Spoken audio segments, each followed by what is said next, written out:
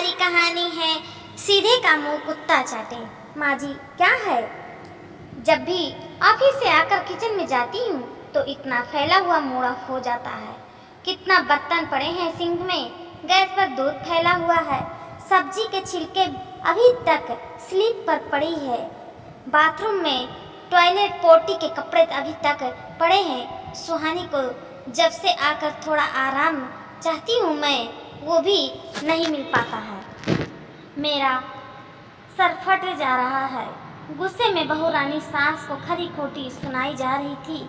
बहू मैं करने ही जा रही थी सब काम कि लाडो को सुला दूँ फिर करूँ।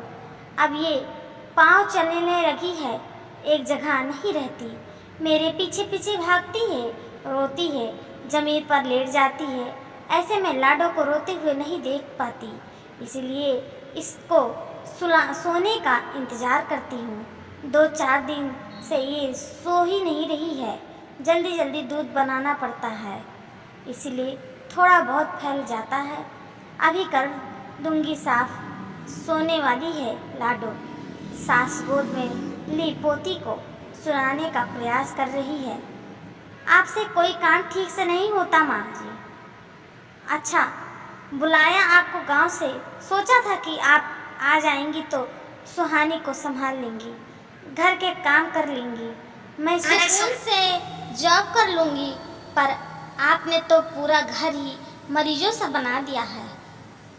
तब तक पतिदेव भी आ गए, थके हारे नौकरी से। गुस्से में बोले, मैं तुम्हारी बात पूरी तो नहीं सुन पाया, पर हाँ, तुम्हारा हर दिन का ड्रामा जरूर समझता हूँ। माँ के सीधेपन का इतना फायदा मत उठाओ काजल। सीधे का मुंह कुत्ता भी चाटता है। माँ इस उम्र में सुहानी को ही संभाल रही है। इतने अच्छे से इतना क्या कम है? माँ कोई काम नहीं करेगी घर का आपसे। वो माँ है मेरी, कोई नौकरानी नहीं। तुम्हारी इतनी क्यों सुने हो? पापा थे तो मजाल है, माँ को तुम एक भी अशब्द बोल दो, उनकी दहाड़ती आवाज़ से भीगी बिल्ली बन जाती थी। माँ तुम आज से ना सुहानी को संभालोगी और ना ही घर को संभालोगी।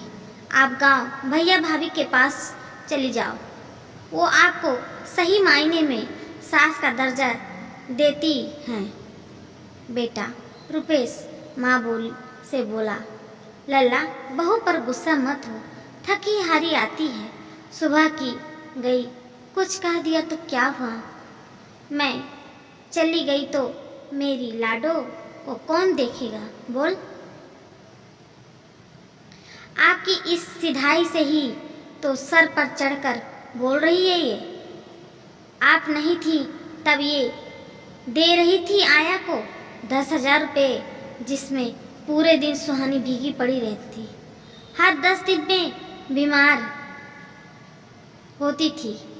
घर से न जाने कितने सामान चोरी हो जाता था।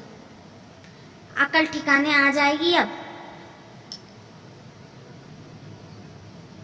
बहू रानी काजल गुस्से से बबूला हो गई।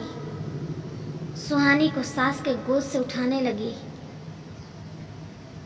सुहानी रो रो कर बार बार दादी से चिपक जा रही थी। बस इतना बोली, माँ गंदी, अम्मा अम्मा बोल रही थी, जिसे देखकर काजल की आंखों में आंसू आ गए। सास उठी, बहू के आंसू पोंछे, उसे गले लगा लिया। रो मत है, मैं कहीं नहीं जा रही हूँ। आखिर तू कोई पराई थोड़ी ना है। बहू भी सास से माँ रूपी स्पर्श पा सास से चिपक गई। अगले दिन से बहू जल्दी उठकर घर के सभी काम निपटा कर जाने लगी।